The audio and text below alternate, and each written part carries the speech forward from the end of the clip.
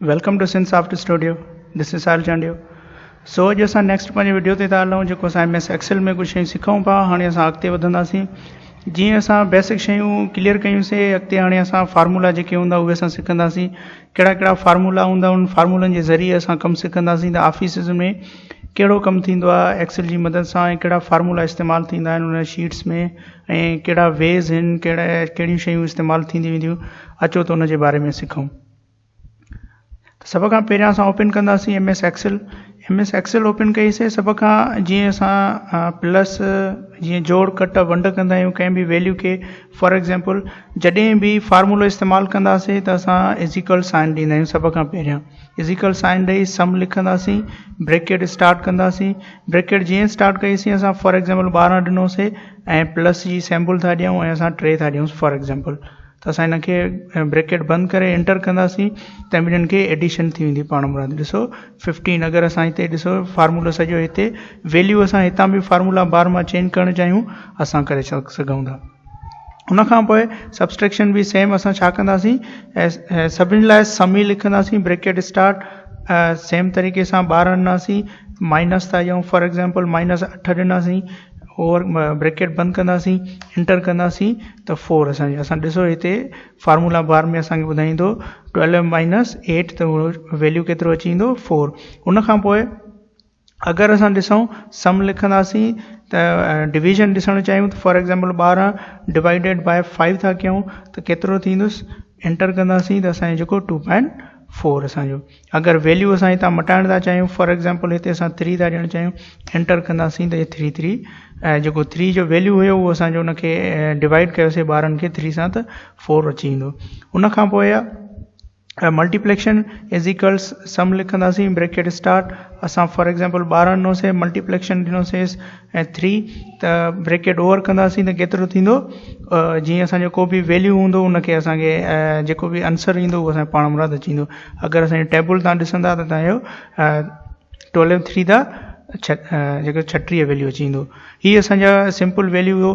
अगरि असां हिते बि करणु चाहियूं फॉर एग्जांपल इज़िकल असां सम ॾिनोसीं ऐं ब्रैकेट स्टार्ट असां 15 कयोसीं, 15 खे प्लस था करणु चाहियूं 4 सां असां वैल्यू खयोंसीं, ॾिसो ब्रैकेट वर ॾिसो हिते डिफरेंट वैल्यू, हिते 15 आहे, हिते C8 आयो आहे, हिते 4 आहे, हिते D10 आयो आहे। इन मां छा मुराद आहे, इन मां मुराद आहे त C असांजो कॉलम मां ऐं 8 असांजी रो आहे। ॾिसो C असांजो कॉलम ऐं 8 हिते रो अची वियो। अगरि असां D ॾिसूं D10 ॾिसूं त फॉर एग्जांपल D कॉलम मां ऐं रो कहिड़ी आहे 10 आहे, एंटर कंदासीं उहो असांजो वैल्यू अची वेंदो। जीअं ही ॿई वैल्यू असां प्लस कयासीं पाण में त केतिरो वैल्यू अची वियो 14। अगरि असां 19 खे डिवाइडेड कयूं था 4 सां 19 इज़ इक्वल सम लिखंदासीं, ब्रैकेट स्टार्ट असां इहे 19 खयोंसीं। उन खां पोइ 4 खे असां छा था कयूंसि, सभ खां पहिरियां असां खणंदासीं 19 असां मल्टीप्लेक्शन था कयूंसि 4 सां, ब्रैकेट ओवर एंटर असांजो वैल्यू अची वेंदो। हीअ असांजो कुझु तरीक़ो। उन खां पोइ अगरि असां चाहियूं त फॉर एग्जांपल असां लिखियो आहे कुझु बि सिंध लिखियो आहे, असां हिनखे अपर केस में करणु चाहियूं त असां छा कंदासीं, इज़िकल लिखंदासीं, असां छा लिखंदासीं UPP अपर लिखंदासीं, अपर लिखी करे ब्रैकेट स्टार्ट असां सिंध खणंदासीं, ब्रैकेट ओवर कंदासीं, एंटर त ओपर केस में अची वेंदी। अगरि असां हिनखे लोअर केस में रखणु चाहियूं त असां लिखंदासीं लोअर ब्रैकेट स्टार्ट, उन खां पोइ सिंध खणंदासीं, ब्रैकेट ओवर एंटर त लोअर में अची वेंदो। अगरि असां चऊं था त पहिरियों लेटर उहो वॾी ABC में हुजे, बाक़ी सभु नंढी ABC में हुजनि, त उनजे लाइ असां छा कंदासीं त लिखंदासीं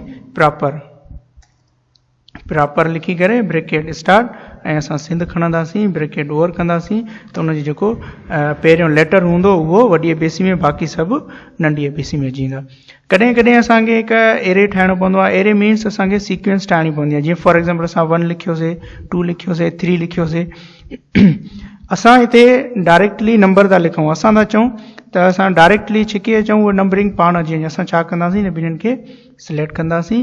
सिलेक्ट करण खां पोइ ॾिसो ही प्लस थोरी मोटी आहे, उन खां पोइ हिते ॾिसो सनी प्लस आहे, असां हिननि खे छिके ईंदासीं त ॾिसो टेबल असांजी पाण ठही ईंदी। पोइ हिते ॾिसो असां सिर्फ़ु ऐं सिर्फ़ु 1 2 3 कयो आहे। अगरि असांखे इवन ऐं ऑड यानी कि 21 ऐं 32 में बि असांखे खपनि वैल्यूज़ त असां छा कंदासीं 0 2 ॾींदासीं, ॿिन्हिनि खे सिलेक्ट कंदासीं। सिलेक्ट करण खां पोइ ॾिसो ॿिन्हिनि खे सिलेक्ट कयोसीं। सिलेक्ट करण खां पोइ थुली ऐं प्लस न हुजे पर सनी प्लस हूंदी त पोइ असां हिन खे हेठां कार्नर खां कुंड खां वठी हेठि छिके ईंदासीं त असांजा ॿधी में अंग अची वेंदा। अगरि असां 21 में अंग रखणु चाहियूं त पोइ हुनजे लाइ बि साॻियो ई तरीक़ो सां छा कंदासीं, 1 लिखंदासीं ऐं 3 लिखंदासीं।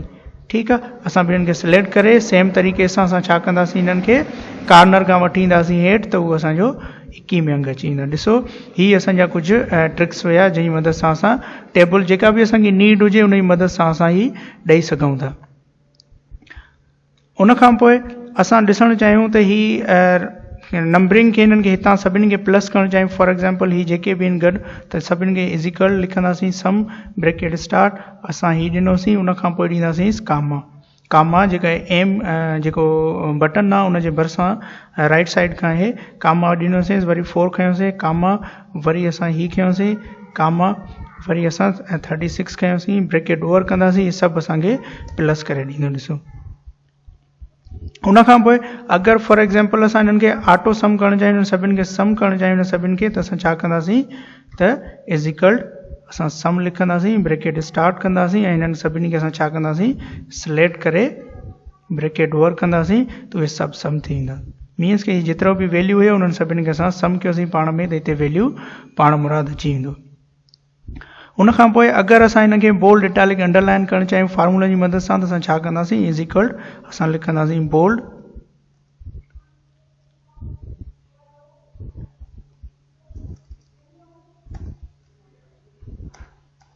अच्छा ठीकु। असां होप त तव्हांखे असांजो वीडियो ही सम्झ में आयो हूंदो। अगरि असांजो वीडियो तव्हांखे सम्झ में आयो हुजे प्लीज़ पंहिंजे दोस्तनि सां शेयर कयो, असांजे चैनल खे सब्सक्राइब कयो।